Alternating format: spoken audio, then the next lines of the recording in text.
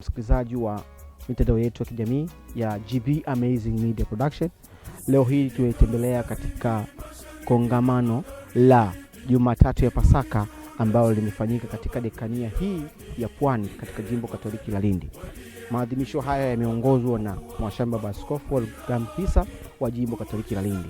Niko na katibu wa dekania hii ya Pwani. Tamani nisikie majina yake na pia nielezee kongamano hili limeshiriki na kwa ngapi, parokia ngapi. Natamani nisikie kutoka kwa kiongozi. Kiongozi, tumsifu Yesu Kristo. Milele amina. Mapendo sana. Daima. Ndiye Bwana. Katika roho na kweli. Natamani kusikia majina yako pamoja na wadhifa wako, na pia nitamani kujua leo kongamano hili limeshiriki na kwa ngapi. Karibu sana. Kwa majina naitwa Risto Nikambanga, ni katibu wa kokata dekania ya Pwani. Kongamano hili limeshiriki kwaya karibia 10 zimeshiriki hapa.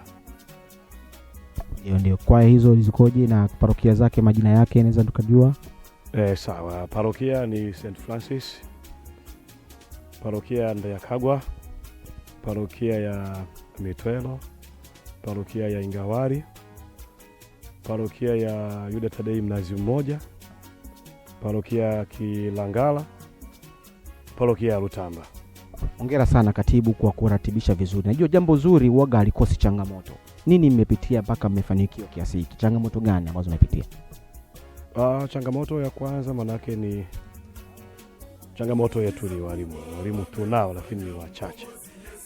Manake ambao hata ukisema uwagawe kwenye parokia zote hizo inakuwa ni ngumu kidogo. Ndio changamoto yetu ambako kupelekea baadhi ya wanakwaya kushindwa kushiriki kongamano kwa asilimia moja kwa sababu ya kutokupata huduma ile ya kufundishwa moja kwa moja. Manake kumtoa mwalimu St. Francis kumpeleka Kilangala manake si kitu rahisi. Mwalimu huyo awe na majukumu hayo na mwalimu huyo aendelee kufanya majukumu sehemu nyingine na kwa si rahisi.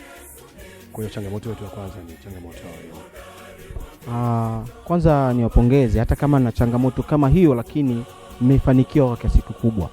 Nini mafanikio ambayo mliyatengeneza mpaka mkafanikiwa kiasi hiki? Mmetumia njia gani? Kwa sababu umeniambia changamoto ni walimu, umeniambia, lakini nimependeza sana kongamano la leo. Nini mafanikio ambayo mliyatengeneza hapo mwanzo? Asili mafanikio yetu ni kuwa na uongozi ulio bora. Sisi kama uko kata dekania viongozi tunashirikiana vizuri kabisa, pia na kamati yalitujia kupanga mipango yetu. Tunashirikishana pia na viongozi wa kwaya, kuwa karibu na viongozi wa kwaya, kuongea nao vizuri, kuzungumza nao vizuri, lakini pia wanajikuta ni sehemu ya uongozi kwa sababu pia tunawapa uhuru kutoa maoni yao na kuamua pia. Hiyo ndio siri yetu ya mafanikio, ambapo basi itapelekea wanakwaya kuhamasika. Ukiona kuna kiongozi wa kwaya anazungumza juu ya jambo fulani akiwa ana uhuru wa kufanya hilo jambo, maana yake basi inapelekea wanakwaya kuwa na nguvu. Lakini lingine, Papaloko wetu wa dekania yetu ya Pwani wanatupa ushirikiano. Papaloko wanatoa ushirikiano wanapopata barua kutoka kwetu, basi wanatekeleza lile ambalo sisi tumewaomba. Lakini pia mdekano wetu Faza Makota amekuwa karibu sana na sisi, anatupa ushirikiano kwa lolote lile, kwa shida na raha anakuwa na sisi kama mlezi wetu wa kwa kata dekania ya Pwani. Katibu, hongera sana wewe pamoja na uongozi wako wa dekania.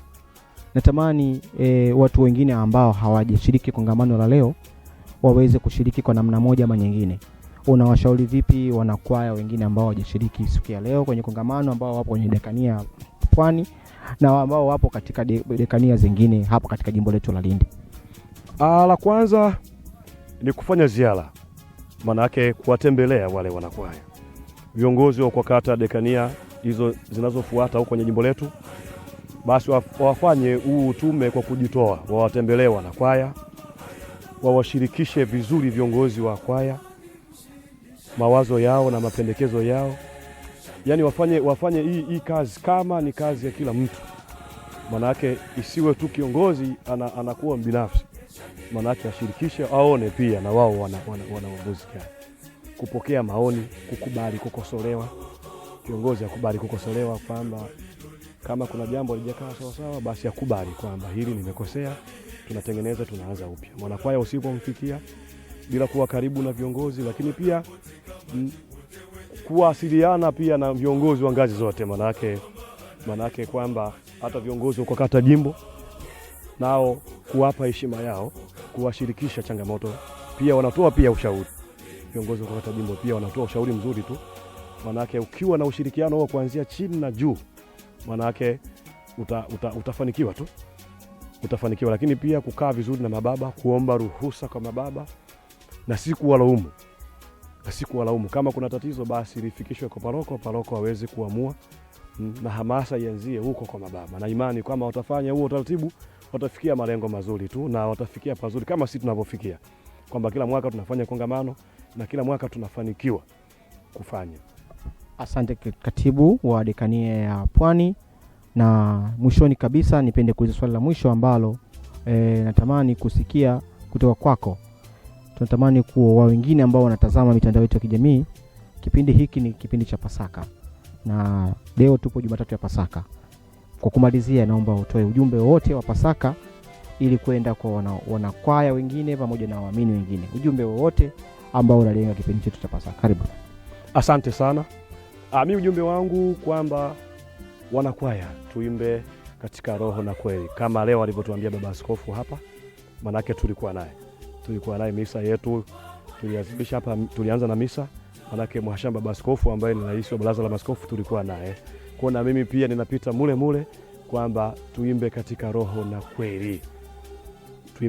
na kweli, lakini pia ninawatakia pia heri ya Pasaka.